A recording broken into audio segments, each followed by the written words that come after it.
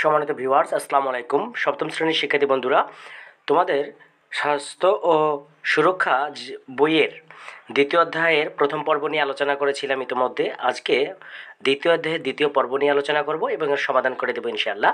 দেখো, এখানে বলা হচ্ছে প্রাথমিক চিকিৎসা। প্রাথমিক চিকিৎসা কাকে বলে? আমরা হয়তো অনেকে জানি না যে প্রাথমিক চিকিৎসা কাকে বলা হয়। যে প্রাথমিক চিকিৎসা বলতে ওই চিকিৎসাকে বোঝানো হয়ে থাকে দুর্ঘটনা বা অসুস্থতায় চিকিৎসক শিক্ষিত স্বাস্থ্যকর্মী অথবা অ্যাম্বুলেন্স আসার আগে যা দেওয়া হয় তাই হচ্ছে প্রাথমিক চিকিৎসা। প্রাথমিক চিকিৎসার উদ্দেশ্য কী? প্রাথমিক চিকিৎসার প্রধান উদ্দেশ্য চিকিৎসক পরিশিক্ষিত স্বাস্থ্যকর্মীর সেবা পাওয়ার পূর্বে জীবন বাঁচানোর চেষ্টা করা বা দুর্ঘটনার ক্ষতি বাড়াতে না দেওয়া। যে কোনো প্রাথমিক চিকিৎসার শুরুতে যে বিষয়গুলো অবশ্যই গুরুত্ব দিয়ে করতে হয় সে বিষয়গুলো হচ্ছে তিনটা বিষয়। তিনটা কী কী? এক, ব্যক্তির শ্বাস প্রশ্বাস ঠিক রাখা, অতিরিক্ত রক্তক্ষরণ বন্ধ করা, ভাঙা হাড়ের যত্ন নেওয়া। এই বিষয়গুলো মাথায় রাখতে হবে। এরপর দেখো, আমরা যদি আসি শিক্ষার্থী বন্ধুরা, যে এই যে অংশগুলো আসলে কী কীভাবে তৈরি হতে পারে একটু আমরা আলোচনা। প্রাথমিক চিকিৎসা কীভাবে আমরা দিতে পারি বা করতে পারি? প্রথমত কেটে যায়। যদি কেটে যাওয়া অংশটা হয় তাহলে খেলাধুলা ও শরীরচর্চা করতে গেলে আমাদের অনেক সময় দেখা যায় যে কেটে গিয়ে ক্ষতর সৃষ্টি হয় বা গভীর হয় বা অগভীর হয়। ক্ষতস্থান ভালো করে পরিষ্কার পানি দিয়ে ধুয়ে নিতে হবে যাতে সেখানে কোনো ধুলাবালা বা অন্য কোনো ময়লা না থাকে। খেয়াল করতে হবে রক্তপাত যাতে বেশি না হয়। রক্তপাত বন্ধ করার জন্য ক্ষতস্থান চাপ দিয়ে ধরে রাখতে হবে, কোনো পরিষ্কার কাপড়তে ক্ষতস্থান বেঁধে দিতে হবে। এরপর আর একটা বড় সমস্যা হচ্ছে হাড় ভাঙা। দুর্ঘটনার পর শরীরের কোনো অংশ যদি স্বাভাবিক আকৃতি না থাকে, প্রচণ্ড ব্যথা হয় এবং ফুলে যায়, তাহলে অবশ্যই ধরে নিতে হবে আমাদেরকে একটা বিষয় যে হাড়টা ভেঙে গেছে। আর এই হাড় ভাঙার জন্য প্রাথমিক চিকিৎসা হিসেবে কোনো লাঠি দিয়ে ভাঙা অংশের দুপাশে বেঁধে দেওয়া যেতে পারে। রক্তক্ষরণ হতে থাকলে সেটি বন্ধ করার ব্যবস্থা নিতে হবে এবং যত দ্রুত সম্ভব হাসপাতাল বা চিকিৎসকের কাছে নিয়ে যেতে হবে রোগীকে। মচকানো, এটা একটা বড় ধরনের সমস্যা আমাদের জন্য। শরীরচর্চা, খেলাধুলা বা অন্য কোনো কারণেই হাড়ের সংযোগের স্থান হঠাৎ মচকে গেলে বা বেঁকে গেলে ওই জায়গায় স্নায়ুতন্ত্রের উপর টান পড়ে বা ছিঁড়ে গিয়ে যে অসুবিধার সৃষ্টি হয় তাকে মচকানো বলে। এর ফলে প্রচণ্ড ব্যথা হয় এবং ফোলা ফোলা ভাব তৈরি হতে পারে।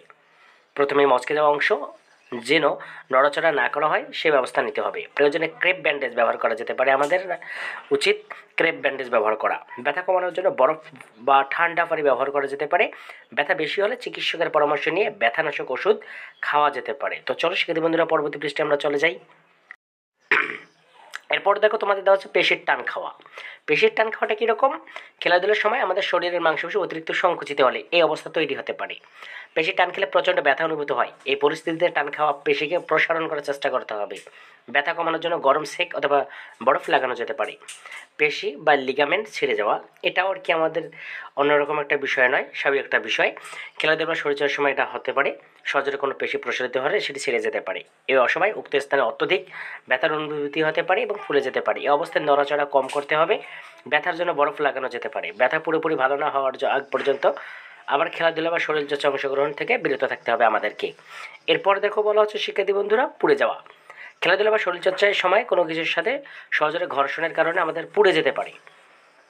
আবার আগুনের কার্যবলী করতে গেলেও আমাদের অনেক সময় এই ধরনের সমস্যা হতে পারে।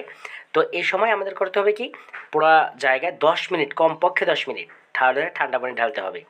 কোনো জায়গায় ফোসকা দেখা দিলে তা গলানো যাবে না। এরপর পুড়ে যাওয়া অংশ পরিষ্কার পাতলা কাপড় দিয়ে ঢেকে চিকিৎসক বা স্বাস্থ্যকর্মীর কাছে রোগীকে নিয়ে যেতে হবে। অনেক সময় আমাদের একটা বড় সমস্যা নাক দিয়ে রক্ত পড়া।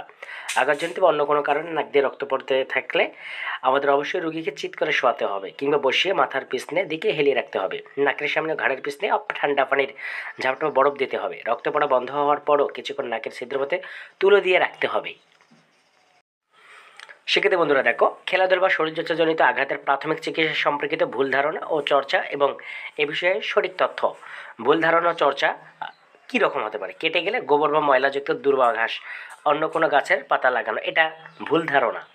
সঠিক তথ্য হচ্ছে কাটা স্থানে কখনোই নোংরা ধুলা বালুযুক্ত কিছু লাগানো যাবে না, বরং পরিষ্কার টিউবওয়েল বা ট্যাপের পানি দিয়ে কাটা স্থান পরিষ্কার করে রক্ত পড়া বন্ধ করার উদ্যোগ নিতে হবে। আঘাতপ্রাপ্ত স্থানের সাথে সাথে মেসেজ দেওয়া, এটা কখনোই করা যাবে না, বরং আঘাতপ্রাপ্ত স্থানে সাথে সাথে মেসেজ দেওয়া উচিত নয়, তাতে ইনজুরি বাড়তে পারে। আঘাত বা ব্যথা পাওয়ার পর ব্যথা স্থানকে বিশ্রাম দেওয়ার প্রয়োজন নেই, এটা ভুল ধারণা। আঘাত পাওয়ার পর ব্যবস্থা স্থানকে যথাযথ বিশ্রাম দিতে হবে। ব্যথা পাওয়ার পর সাথে সাথে গরম সেক দেওয়া, এটা ভুল ধারণা বা ভুল চর্চা। ব্যথা পাওয়ার পর সাথে সাথে গরম সেক দেওয়া যাবে না, এতে সমস্যা হতে পারে আরও। মাথায় বা ঘাড়ে আঘাতপ্রাপ্ত কাউকে সবাই মিলে ধরাধরি করে হাসপাতালে নিয়ে যাওয়ার চেষ্টা করা, এটা করা যাবে না। মনে রাখতে হবে মাথা বা ঘাড়ে আঘাতপ্রাপ্ত কাউকে হাসপাতালে নেওয়ার জন্য প্রশিক্ষিত স্বাস্থ্যকর্মী প্রয়োজন, অন্যথায় তার ঘাড়ের বা মাথার আঘাত আরও গভীর হতে পারে। তবে প্রশিক্ষিত স্বাস্থ্যকর্মী না থাকলে এমনভাবে হাসপাতালে নিয়ে যেতে হবে যাতে ঘাড় নড়াচড়া না করে। এরপর দেখো, রক্ত পড়া বন্ধ করতে কাটার জায়গার উপরে শক্ত করে বাঁধা, এটা ভুল ধারণা। বরং রক্ত পড়া বন্ধ করার জন্য কাটা জায়গার উপরে শক্ত করে বাঁধা যাবে না, কাটা জায়গাটা চাপ দিয়ে রাখা যেতে পারে অথবা কাটা অঙ্গ উঁচু করে রাখা যেতে পারে। এই কার্যাবলীগুলো আমাদের মাথায় রাখতে হবে। তো চলো সমাধান আরও দেওয়া হচ্ছে শিক্ষার্থী বন্ধুরা, চলে যাই সেদিকে। এরপর দেখো বলা হচ্ছে ফোসকা পড়লে গলিয়ে দেওয়া ভালো, এর উপর ব্যান্ডেজ করা যেতে পারে না, এটা ভুল ধারণা। বরং ফোসকা পড়ে কখনো গলিয়ে দেওয়া যাবে না এবং এর উপরে ব্যান্ডেজ লাগানোর প্রয়োজন নেই। পোড়া স্থানে মাখন তেল বা ডিম ভেঙে লাগিয়ে দেওয়া, পোড়া স্থানে কখনোই মাখন তেল বা ডিম ভেঙে লাগানো যাবে না, এমনকি সুতি কাপড় ছাড়া অন্য কোনো কাপড় দিয়ে ঢেকে রাখা যাবে না। এসব কাজের ফলে পোড়া স্থান আরও ক্ষতিগ্রস্ত হয়। এরপর পোড়া স্থানে বরফ লাগানো, এটা করা যাবে না, বরফ লাগানো যাবেই না একদম, তাতে পোড়া স্থানে আরও ক্ষতি হয়। টিউবওয়েল বা ট্যাপের ঠান্ডা পানি দেওয়া যেতে পারে। ব্যথার উপরে ব্যথা দিলে ব্যথা চলে যায়, এটা ভুল ধারণা। ব্যথার উপর ব্যথা দেওয়া যাবে না, এতে ইনজুরির পরিমাণ আরও বেড়ে যেতে পারে, মারাত্মকভাবে সমস্যার সম্মুখীন হতে পারে রোগী।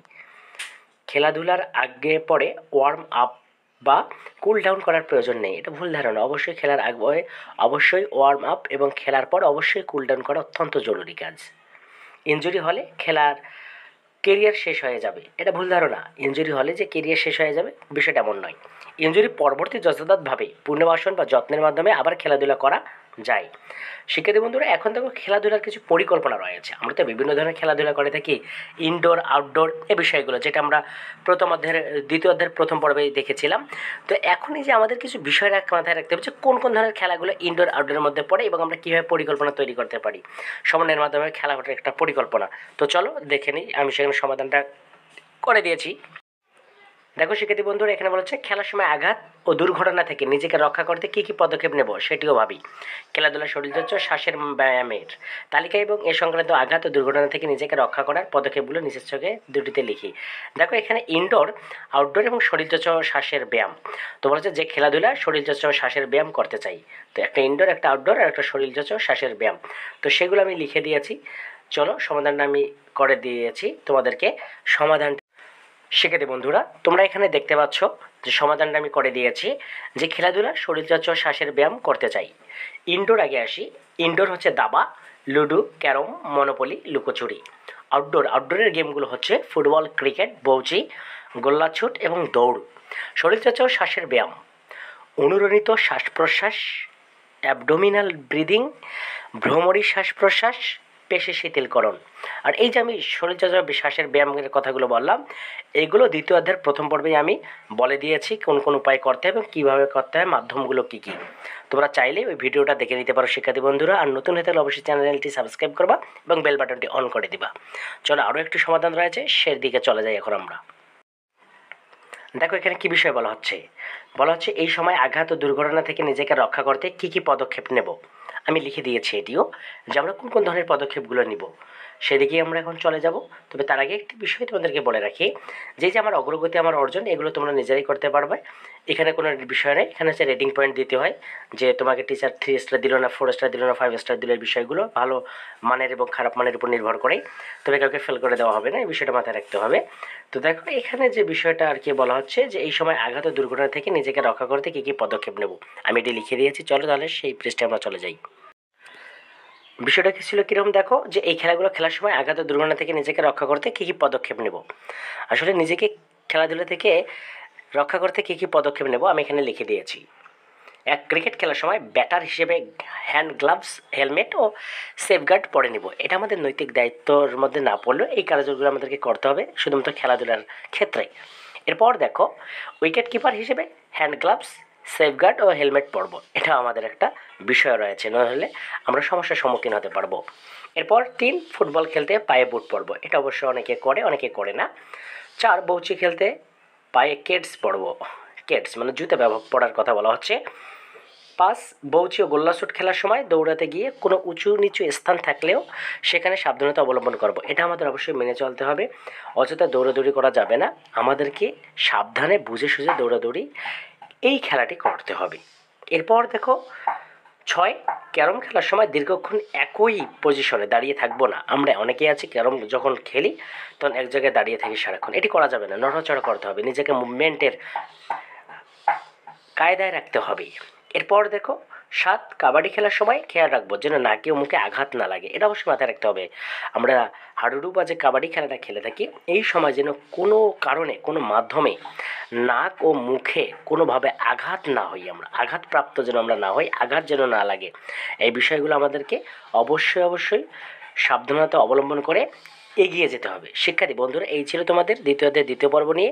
আমি আবারও নতুন কোনো পর্ব নিয়ে আলোচনা করব, নতুন কোনো অধ্যায় নিয়ে। সেই অবধি সবাই ভালো থাকো, সুস্থ থাকো।